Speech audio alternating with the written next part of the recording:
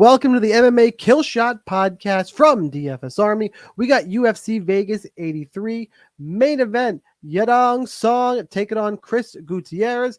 This card was supposed to be in Shanghai. We had 4 or 5 more fights on the card. They moved that. The Road to UFC tournament postponed. Daniel Marcos versus Carlos Vera was a late addition. It's now off. Alan Nascimento is off the card. We got Tim Elliott instead. We will talk about that, but a lot to talk about, a lot to break down. With me to do it, I'm Sniper, by the way. That is Monk over there, fresh off his first UFC event. We'll start there. How was your trip to Austin last week? It was awesome, man. I mean, 2 back-to-back slam knockouts. I mean, the whole card was full of insane if you finishes. have a submission and then you're off the ground, let go. Yeah. I mean, we were just talking about fight IQ. Super good fight IQ there. Some great call-outs. Clay Guida's walkout was fantastic. I mean, the main event had one of the slickest and quickest right knee, right jab or cross combos that I can remember in recent history. It was just fantastic. Unfortunately, I also was forced to bear witness to the murder of Bobby Green. That was R.I.P. You will be getting a subpoena for that, sir. Yeah. I got to go testify in a couple months, I think.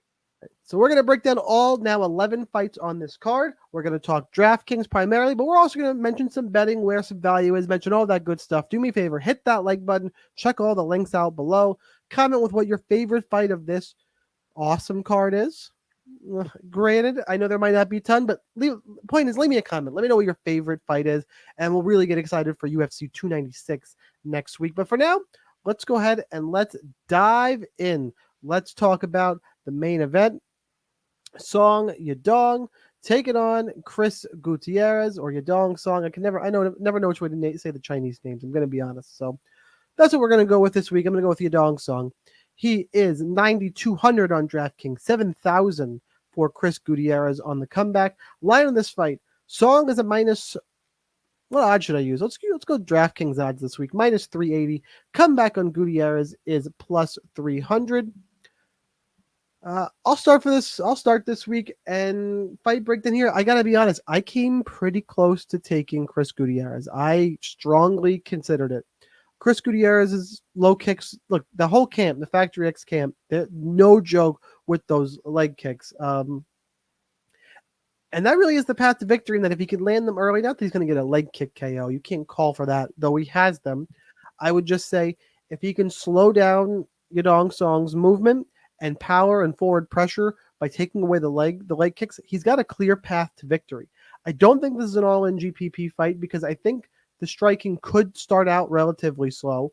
I think Song obviously is live for a knockout at any moment, has big power and forward pressure, but he's going to have to worry about the leg kicks. And if he's a little hesitant and gets it in round 2 or 3, I don't think either guy throws a ton of volume. Obviously, Gutierrez's price tag helps out there.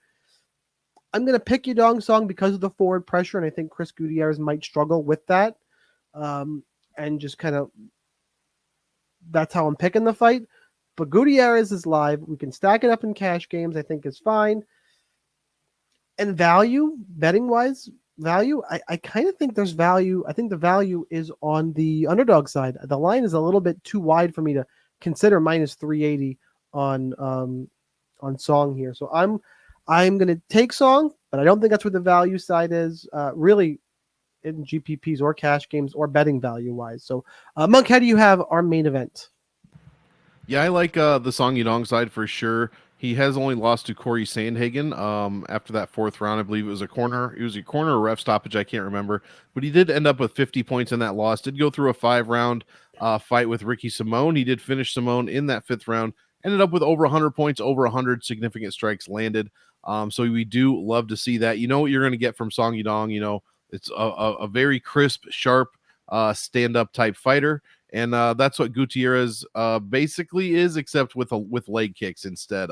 Also, Gutierrez is just, I know he's 4-1, but it's just been it's been a little disappointing. I don't know what other word to use after that. You know, Kalarish win, the Dana Bakgari win, the Frankie Edgar knee or whatever it was. I believe the 2-minute finish of Edgar was great. But then the Haile Alateng didn't look great there. Won the fight, scored only 75. So I just don't know what he's going to do for DraftKings. However, we don't have to worry about that this week because if he does get a win, as you mentioned, he's only at 7K.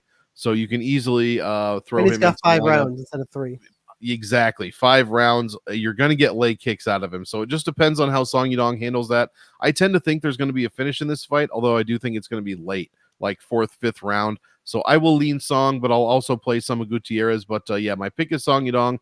Don't mind him in cash or even GPP lineups at 9,200. I think that's a fine play.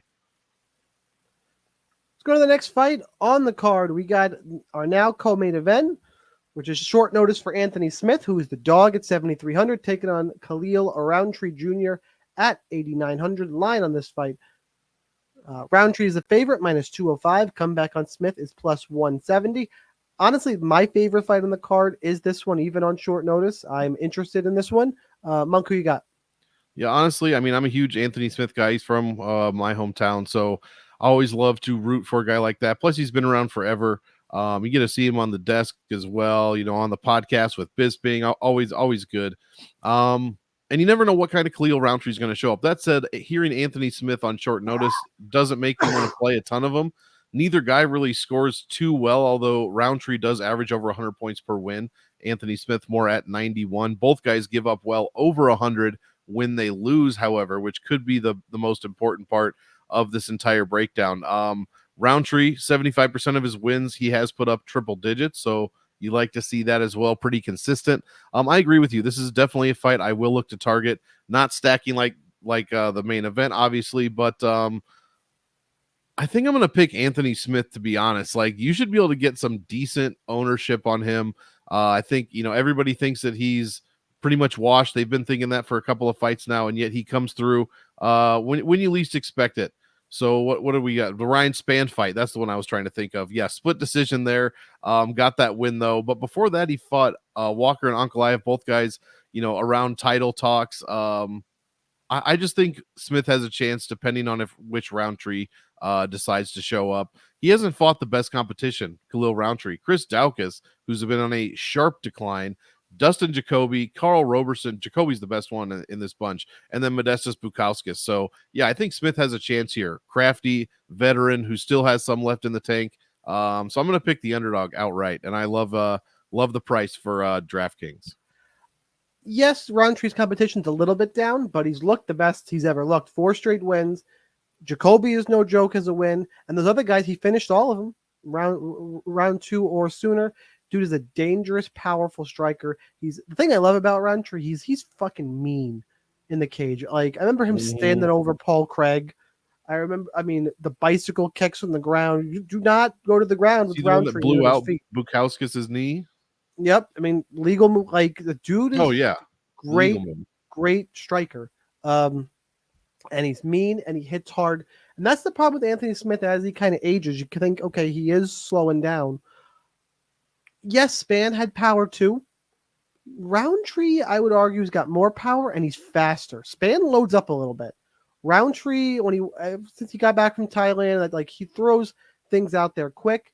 I think he's the quicker striker. He's stronger. I would argue maybe Smith is a little more technical. And if there's grappling, Smith has got a path to victory. I'm going to pick Rountree, but Smith has the path to victory if he can grapple, slow this fight down, maybe take some of the get some lactic acid buildup in those giant muscles of Rountree with some grappling, some clinch work. I do think the path to victory is there. Just in space, I worry for Anthony Smith, and I know he wasn't finished in either of his last 2 fights. He didn't get finished by Johnny Walker, but you've seen him hurt plenty. Got finished by Ankalaev. I know it's Ankalaev, but I just, how Rountree is looking, it's hard for me not to pick him. I'm going to pick him. I agree that Smith has got a path to victory, probably a secondary GPP option in DraftKings. I think is totally fine, but for me, there's a couple other dogs I like more because on one of these cards where it's kind of a shit show, there's a lot of live dogs, unfortunately. So we'll talk about some more of them coming up. But for me, there, Rountree will be the pick. Next fight up, let's talk Nasrat Haqparast and Jamie Mullarkey. Haqparast is a minus 190 favorite. Comeback on Mullarkey is plus 160. Line on this fight, or for DraftKings, I should say, Haqparast is 8,700. Mullarkey is 7,500. This is interesting for me, and that it's a fight that usually I like to pick against both these guys. I just do. Mullarkey's won 3 of his last 4. The loss is to Naimov, where he got caught coming forward. And that's important. I'll get to that in a second. Haqparast is won 2 straight after losing 2 to Dan Hooker, Bobby Green. So obviously got to drop down in competition, is slowly working his way back up. Look, Jamie Mullarkey is front forward pressure. Great. The problem is Nasrat Haqparast throws decent counters and hits hard. And I just, for whatever reason, I see it playing out a lot like the Naimov fight for Mullarkey. I think he's going to go forward, pressure, and he's going to eat a big shot and get knocked out. Like, I like this fight for GPPs. I'm on the Haqparast side. I know he's the favorite. I will say this is one of those, I mention it every week here, and it's funny. I like the dogs late in the card more than the ones early. So it's going to sound like for a little bit I'm picking every dog. I promise I'm not. But the ones here at on the main card, I think are the better ones for obvious reasons. Better fighters typically. Mullarkey is. I mentioned it last week. I think he's going to win the minutes. He just has to not get caught with the big moments in terms of the power shots, potentially getting knocked out or knocked down. And I don't think he's going to do it. But it's a dog I have to consider because he'll be winning the minutes as this fight goes on. So for me, the pick is Haqparast. I'm staying away betting wise. Just no thanks. I don't like either enough. These guys enough to just want to bet this fight. I don't like either of them. But you have to make a play. I'll go Haqparast. Monk, how about for you? Yeah, I agree. It's Haqparast for me, although I'm not super excited about DraftKings possibilities. He, scored one of the best scores he's ever put up against Muniz, and it was not even 100 points. That said, hopefully he can get a knockdown here because Mullarkey, like you said, has been knocked down by Jalen Turner, Michael Johnson, and Muhammad Naimov three times in his last 5 fights alone. So you definitely got to put that into consideration here with Haqparast at 8,700. I'll probably have a bit more of him than I usually would because of that. And I'll have a little bit of Jamie Mullarkey, but honestly, outside of Mullarkey's chin and how vulnerable it generally is, I'm not too excited about this fight overall. I just saw Kelvin Gastelum fight last week, so I don't need to see it again here in this one. And but yeah, I will pick Nasrat for this fight. And I'll go, like I said, a little bit more on him than I usually would just because of Mullarkey's chin. Let's move on. Let's talk about the latest addition to the card and the odds value we have to mention here. It's Tim Elliott versus Sumudaerji. Tim Elliott is currently at minus 125, and Sumudaerji is at plus 105. Because he was the late ad, Elliott's priced correctly at 8,400. Sumudaerji is 7,100 because he was going to be a bigger dog against Alan Nascimento. So 7,100 plus 105. This, if you're playing cash games, you start here and then move on. He has to be in your cash lineups, period. End of story. We talk more about GPP. It's a whole different story, but Monk, you got the fight breakdown. What's up? Yeah, I think really this is either guy is almost, you could see value on either guy. Like you said, Mudarji's at 71, so his opponent should be 91, but Elliott is now 84, so there's value on Tim Elliott just based on that. And the same way goes the other way. The same thing goes the other way. Tim Elliott's rough, though, because it's based on odds. Tim Elliott is still minus Right. 130. He's not as good as Alan Nascimento. I think Sure. Elliott's point is priced appropriately. Sure, but we did not see Alan Nascimento get beaten within an inch of his life in his very last fight, like we did with Sumudaerji. One of the fight of the year candidate, and just an absolute beating that he took from Matt Schnell, for sure. So who knows what that did to him? There's also the 9-year age gap. I lean Sumudaerji. Tim Elliott he loves to go to decisions. He did get subbed by Makayev last time. Mudarji hits hard, but I think this is just going to decision, man. So I'm on the Mudarji side at 7,100. I don't necessarily think he's going to score well unless he gets a finish here, which could happen. But like I said, I don't know much, or I don't know how much of Elliott I want at 8,400. I do think it's a little bit of value still, so I'll have him a little bit. Because like I said, Sumudaerji, we don't know what he's going to look like after that last fight. So, but I agree. Most of the value is on Sumudaerji. And so, yeah, like you said, I'll start with this fight and then build out from there. So this is where things get weird for me. Sumudaerji is the cash game side. Has to be a plus 105. I think Tim Elliott wins the fight. I think he's a little bit better. That awkward striking, I think, is going to give Sumudaerji some problems. I think Elliott's probably the better grappler. It's close. It's a really close fight. But I lean Elliott. And then on top of that, what I just said for cash game ownership, unfortunately, it's probably going to carry over to GPPs. And I don't love Sumudaerji's slate breaking upside. And he's going to be 45 to 50% owned. Check the DFS Army ownerships. That's not my expertise, but the odds value, people tend to throw it in there. And I care less about odds value in GPPs because you need the 6 highest scores typically. There's weird weeks where, just somebody's scraping in as a dog, one dog wins and he has to be in even if they score 60. Sure, could happen. But in terms of slate breaking upside on a normal week, you need the 100, at least 90. And I don't know if he gets it here in a win. I don't think he's going to grapple. Soon the style of Tim Elliott is a little bit awkward. Elliott short notice, maybe you catch him and can finish him, and then I'll lose. But game theory too, he's the most popular underdog. I'm going to be underweight. As much as I just said play him in cash games, I'm going to be underweight and agreed. Go towards the Tim Elliott side for GPP. So a little bit of math for the homies out there. Let's move on to the next fight. Another dog I like, but I will say this is probably going to be my namesake of the show. I'm looking at this as the kill shot, calling it early. Andre Muniz.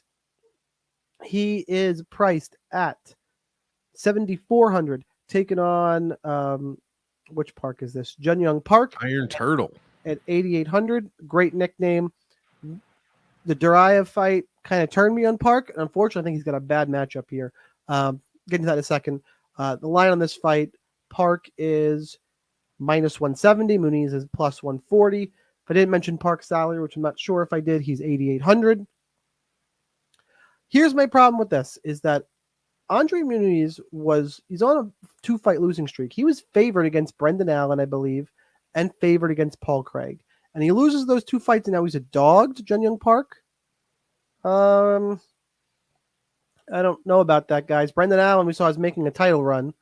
And you got Paul Craig, it's fucking enormous for 185, and is going to be a problem in this division. He was able to out-grapple a grappler. He was huge against Andre Muniz. Just silly.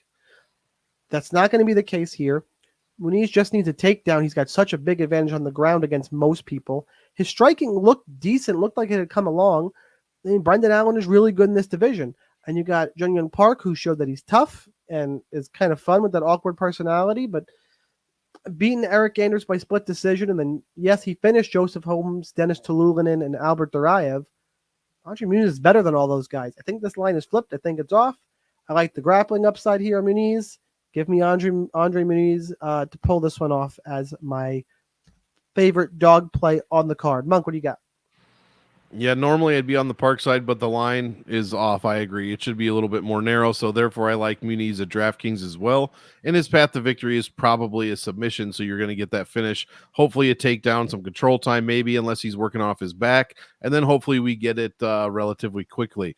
Junyoung Park, tough as hell. Been scoring well recently, but again, like you said, Ugly Man Holmes, Dennis Tululin, and Albert Duraev. Yeah, he's putting up triple digits against guys like that. But Eric Anders, he only scored 78. So at 8,800, I saw that and immediately thought that was way too high. So I'm going to be under on the Iron Turtle this week. Hopefully his name value will up his ownership a bit, so we can get some leverage there. And hopefully the 2 L's in a row for Andre Muniz will work in the opposite direction in our favor this week. So I agree. Another dog pick here for me as well, and Andre Muniz.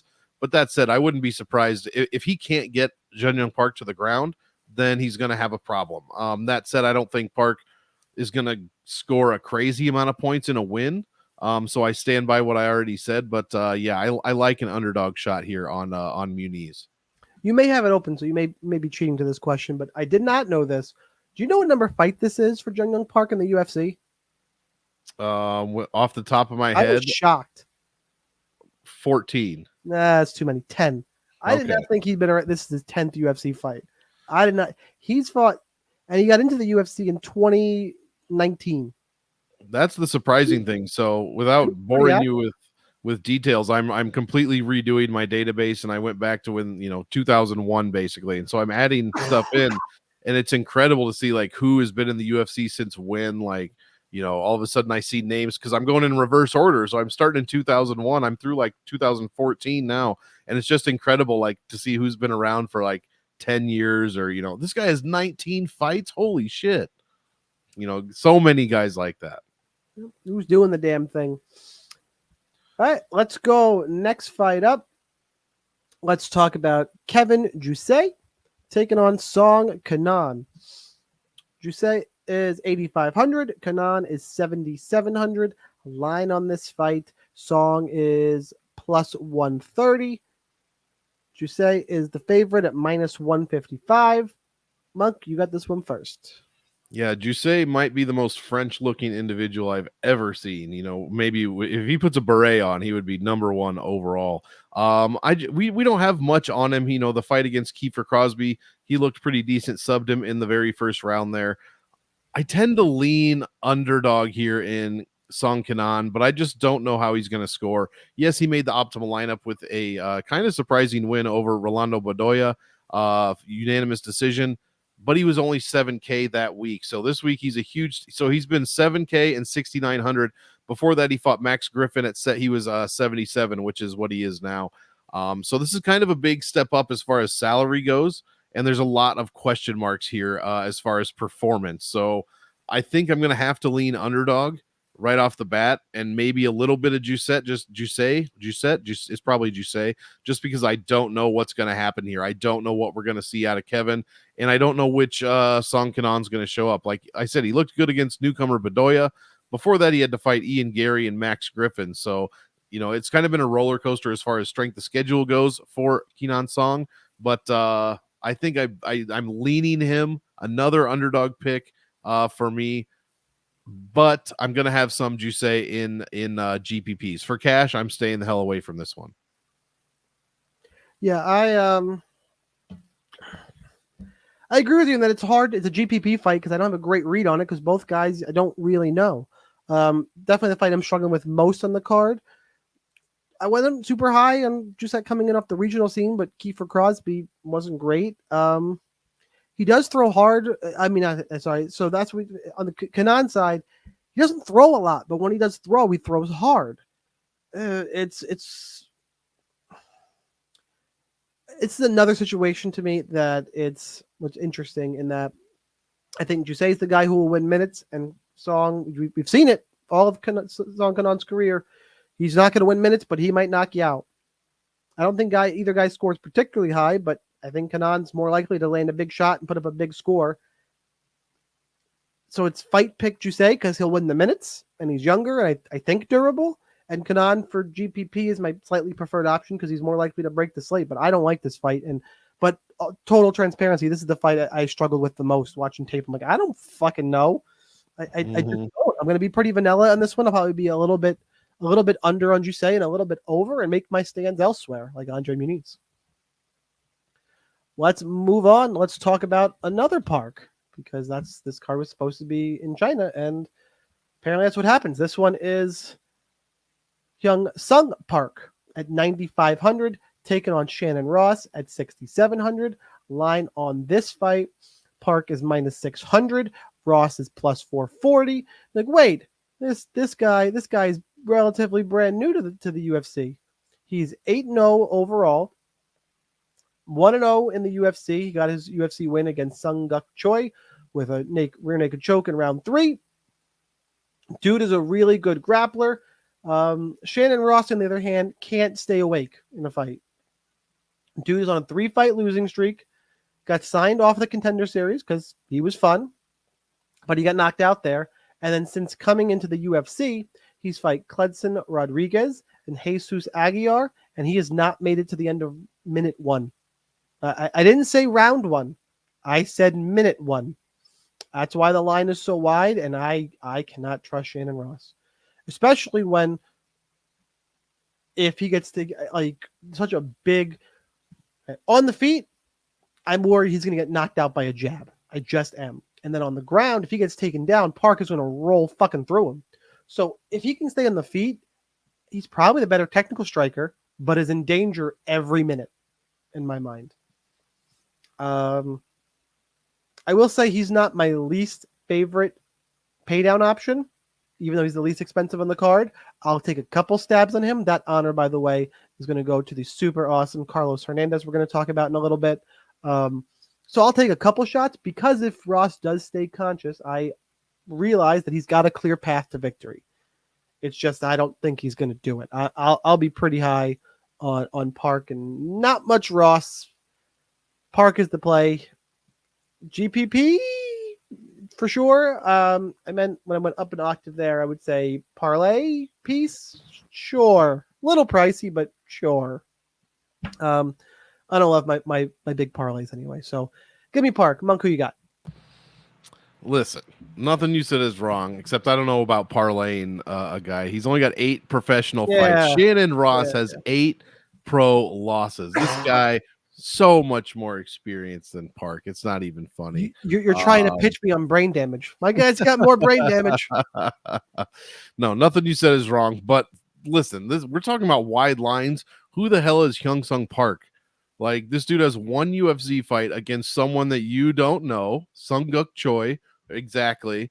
So he has he shouldn't be 9,500 against anyone, and yet here we are. Yes, it's Shannon Ross. Yes, Ross has looked terrible, but he's also looked terrible against guys that have been at least in the UFC for a couple of fights. I just think that everyone's going to be writing him off. He's going to be at like 4.8% ownership, and I'm here to tell you that for GPPs, I'm going to have at least 15%. No, okay, 10% Shannon Ross. I'm just going over whatever the ownership is going to be. I think Park could easily get caught here, and Shannon Ross could surprise everybody at 6,700. Would I be surprised if obviously Park, knocked him out in a minute? No, because that's who Shannon Ross is, and that's what happens to him. But it's too wide. Bottom line, it's way too wide. Not touching this in cash unless I'm looking for a punt on Shannon Ross. But for GPPs, I bet you I'll be lower on Park and higher on Ross than the field, just because, and Park even won this is a dude who's a grappler, if I could speak, went 13 minutes of a fight without even attempting a takedown, and then secured and won a submission immediately after landing said takedown after the 13th minute. Like, where is the fight IQ here? So what's he going to do against Ross? Like, I don't know, man. I don't trust him. Over under is what I'm doing for the favorite and the dog here. Let's move on. Let's talk about Steve Garcia. Is that who I got? Yes, Steve Garcia and Melquizael Costa. This fight line, I'll actually give you this DraftKings salary. Costa is the favorite at 9,000. Steve Garcia 7,200 as the dog. Line on this fight. Costa's minus 275. Comeback on Garcia is plus 225. Steve Garcia is awkward, moves forward. Live dog. I can't say he's not, but I think Garcia's going to have a problem when people don't melt to the pressure he brings. And I don't think Melquizael Costa is going to melt to that pressure. Dude has been around a long time. Looks like a really solid fighter. He's got 20 pro wins. He's 20-6. Losses to Thiago Moises. Okay, but he beat Austin Lingo. Looked good in that fight. Coming from LFA, I believe. He doesn't seem like the guy who's going to melt. I think Steve Garcia has kind of overperformed. I'm never high on Jackson Wink, guys. I'm just not. Like, he got knocked out by Mahashate. And he lost to Luis Pena, who I don't think is that good, quite honestly. And his UFC wins are Charlie Ontiveros.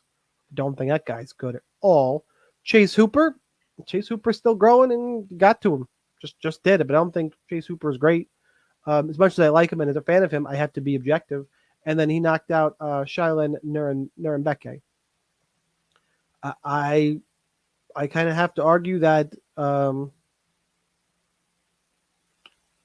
Melquizael Costa is the best guy he's fought recently.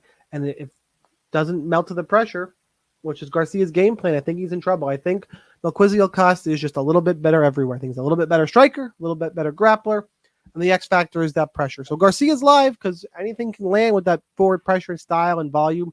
And if it goes to decision, the volume could pay off. But the guy who I think is better is Costa. And I think Garcia's getting some traction as a popular underdog, which innately in GPPs always makes me like the other guy. Makes me like Melquizael Costa because I like that low ownership. So that's how I have this fight. Monk, how about for you?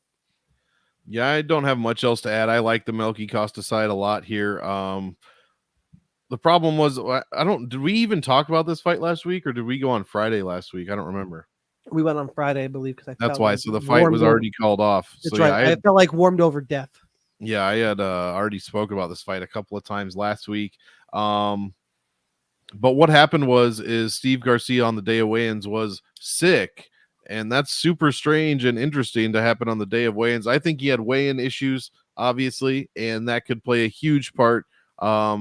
Fighting a week later after having an extremely tough weight cut. So I love the Costa side here. I think he's going to get it done. I think he's going to get it done early.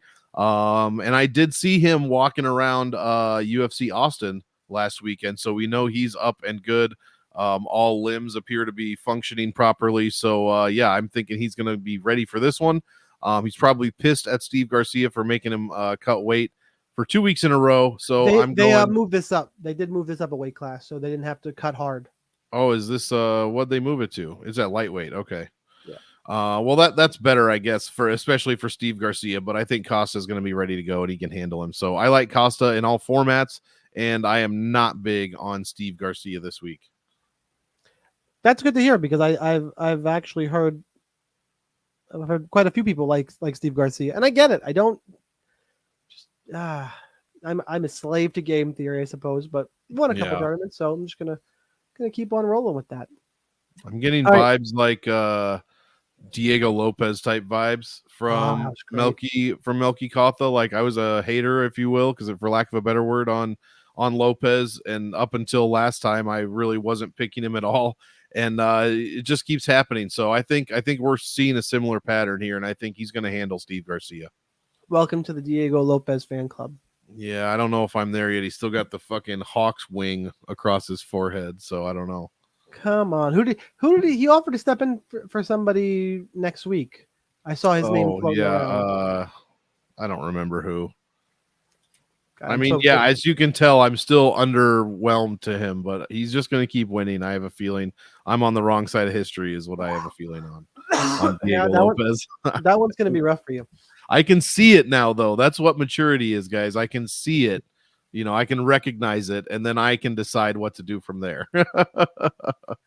Next fight up, let's talk about Luana Santos, 8,600, taking on Stephanie Egger at 7,600.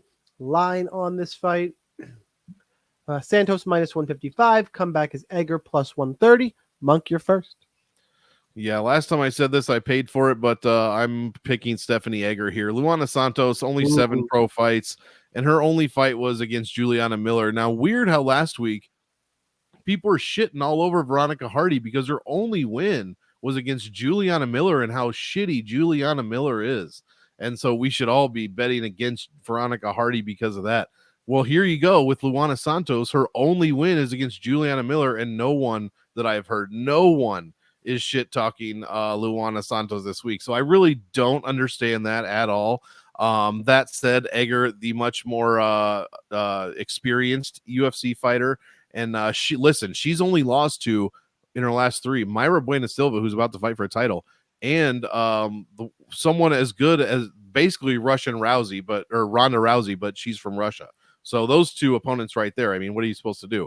She did beat Ailin Perez, who's everyone's favorite fighter now as well. So that win is aging incredibly well. So yeah, I'm going with Stephanie Egger here, even though she has looked awful in a few fights. I'm just going with the experience here. And yeah, since we're all about how bad Juliana Killer Miller is, I mean, how could we possibly pick Luana Santos, right? I'm picking Luana Santos. I will say this fight, what worries me is this fits WMMA math to a T. 2 not good fighters, take the dog and make your money. Yep. I think Egger could do some damage on top. I think this is my problem. I think the best place for Egger to be is on top grappling. I don't know how she gets it there. I don't think she's a good enough wrestler here. Maybe some clinch control on the feet. Luana Santos, I know, was against Juliana Miller, but her striking kind of surprised me. I just think she's slightly better on the feet, and I think she's more likely to get the fight to the ground and end up on top. It's not a confident pick at all, and I kind of think this is a sneaky fight to target in GPPs because I feel like someone's going to get a stupid-ass armbar, or we've already seen Egger, was she heel hooked or knee barred? Knee barred. Like, it feels like that kind of fight. I'm going to lean towards the fighter who I think is a little bit better striker, but it's not a confident pick, and a Stephanie Egger win is not going to break my night. It's also not going to set me up in great shape. I'm probably going to field weight pussy this one, but this is just a weird fight. But make a pick. It will be Luana Santos. I'm not sure why I made you go first for that fight. It's supposed to be me. Somewhere along the line, I got flipped. You went first on the 2 fights in a row before that. I fucked You were up. too excited to talk about Steve Garcia. Woo! You know what, though? It's okay because that means I get to talk about Tatsuro Taira and Carlos Hernandez. Taira is 9,400. Hernandez is 6,800. Line on this fight, Taira is minus 575. Hernandez is plus 425. I'm all aboard the Tatsuro Taira hype train. The dude is for real. He's going to get on top of Hernandez, and he's going to punch a hole on his fucking face and or submit him. Hernandez is getting taken down by, who was it? Was Nascimento. Yeah, Tatsuro Taira is, yes. I think, a real deal Bondar and Altamirano. Taira is should just wrestle fuck him and move on here. That's how this fight should play out. This is one of those that if Hernandez wins, I'm probably not going to have a good day, guys. Tatsuro Taira, I think, is a real prospect. I'm going to play him. I'm not going to waste too much time going on past that. That is my play in all formats and where I think the value is, even at that big number. Monk? Yeah, 9,400 seems like a decent price. It's right on average. He's been 96 his past 2 fights, and he's been 91 and 9K before that. So we're right in the middle here. His scores have been very consistently about 100, 102 points. 2 over, 102 just under. So yeah, I love Taira here. I don't have really anything to add. He's going to wrestle Hernandez and get a finish in one way or the other. And if he doesn't get a finish, he should still score well. He's going to get at least 3 takedowns if this goes to decision. So we know that's going to happen, and a ton of control time. So yeah, they are really slow building Taira here, which I don't mind at all. And you can't really bet him at minus 575. I'd rather throw him in a parlay than I would not Jun Young Park, Young.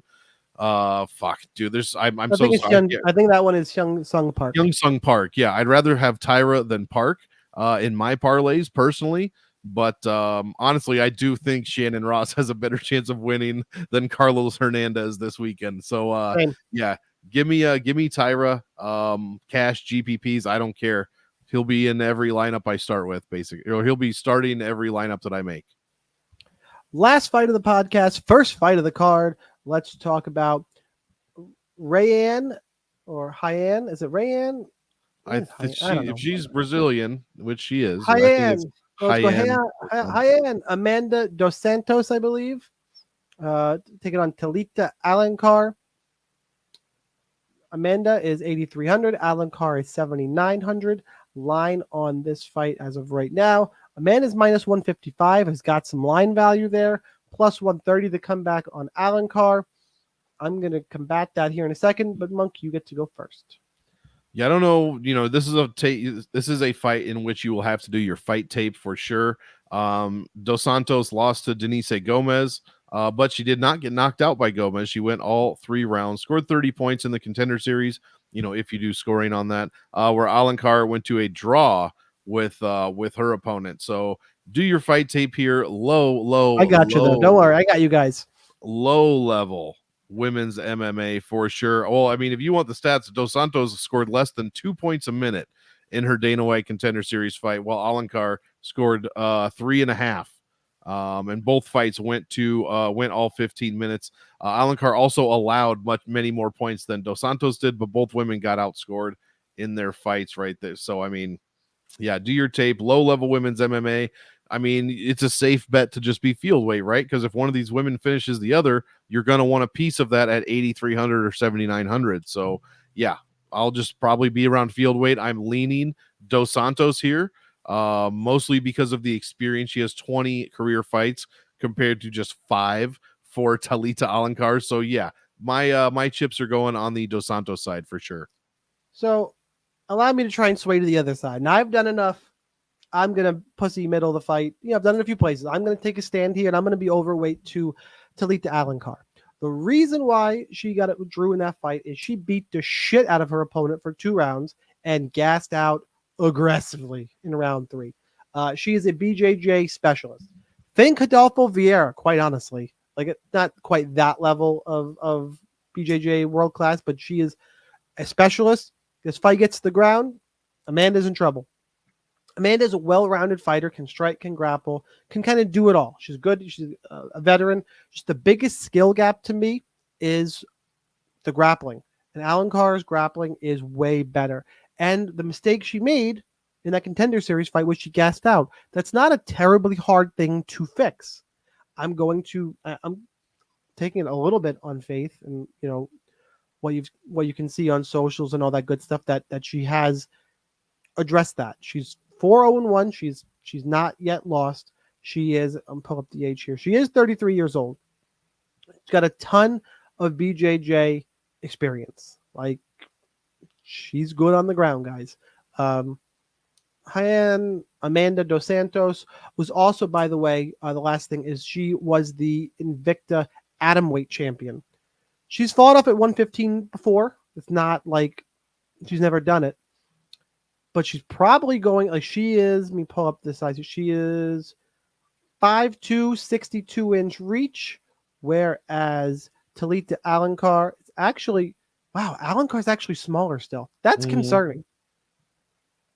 5'1", 59 inch. She's like 5'1", yeah. I did not think that. So, wow, that's a pretty decent size cut for Dos Santos. So take the weight thing out of it. Doesn't actually matter. That was the last thing I looked at. This is the last fight I researched, obviously. I still, with how good the skill gap is on the ground and the fact that I think she could fix the cardio, I'm going to lean towards Alencar. She's also the dog. She's also the lesser value side. And I'm talking tournaments here. If you're talking DraftKings, cash games, if you want to play Amanda, go for it. She's the value side in DraftKings. I won't play Alencar in cash. I'll just pass. But for GPPs, I think she's got more upside and less ownership. And I see a pretty clear path to victory here. So that's going to be my pick for this fight. Let's finish up the podcast talking about kill shots, the thing we all know and love. And if you don't know and love, first hit the like button, drop a comment with what your favorite fight is, just like I told you to earlier. And shame on you for not listening. But hopefully you do it now. A kill shot is an under-owned play we expect to potentially break the slate, win you some money on DraftKings. It can't be someone chalk, so it can't be typically a main event fighter. Would not count. Although I would argue Chris Gutierrez could count this week. Yeah, I bet he's not going to be owned at all. Yeah, so that's the idea. Is you don't want to pick the most owned underdog on the card. I called it out earlier. I'm gonna say Andre Muniz. I don't think he's gonna be super high owned. Check the DFS Army ownerships links down below to join DFS Army. And you tell me how awesome I am or how much I suck in Discord, or just come chop it up and watch the fights on Saturday and get all your DFS content, optimizers, all that stuff. But I'm gonna go Andre Muniz. That's my kill shot. Monk, take us home.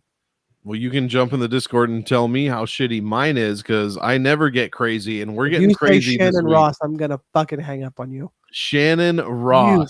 I'm serious. I think this dude has a better chance of winning than a lot of people around him. I never give you this play. Never. Hey, look what happened when whoever gave out Basil Hafez. People were all talking about that pick for weeks. Every time Geek was on, he was like, I got remember when Vince picked Basil for weeks at a time? Well, I'm going for greatness here. Okay. That was Vince did pick Basil. Another contributor, I got a shout. He's got 2 kill shots in a row, and I hope I'm not wrong, I'm pretty sure that Gino called Yekasaragi, which I think so. God bless. Who was mine last week? I missed that one. Did I say Brundage last week?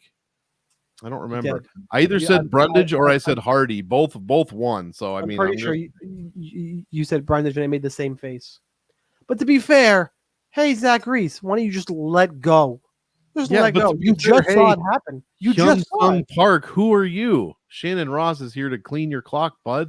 Everybody's gonna be like, he didn't even last a minute. This fight's gonna go all 15, and it's gonna be Shannon Ross by vicious beating. Watch. That's just how this shit goes, man. Every time, so it's minus 2,500 to finish out Jalen Almeida and Derek Lewis. There's no way that. Okay, 25 minutes later, what was everybody doing? We really Ripping should up learn with tickets. Derek Lewis fights. I think people would learn Yeah, with Derek Lewis and for Ngannou. sure. No, this is a dumb pick, Shannon. It's a dumb pick. I never do this, but I'm doing it this week. My backup, it would have been Stephanie Egger, which I like almost. I like less, but it's a rough week, guys. It's a rough week. The pay-per-view is in sight next week. UFC 296. Cannot wait. Make sure you subscribe. Subscribe so you can listen to that breakdown. I want to see you guys in the win that Discord. Christmas money. Exactly. You gotta make some money to spend some money. Mel, you got anything else before we get out of here? That's it. I was gonna say, get in the Discord, man. You guys gotta make that money, make that Christmas money now. The pay-per-view, last event of the year, we gotta get it in. So we're not looking past this card, but we're kind of looking past this card. Yeah, that's about it, man. Don't miss next week's show. Don't miss next week's show. Looking forward to the fights for sure. Subscribe down below. All that good shit I already mentioned. That's what we got for UFC Vegas 83. Song versus Gutierrez. Guys, good luck in your contests. We will see you next time on the MMA Killshot podcast.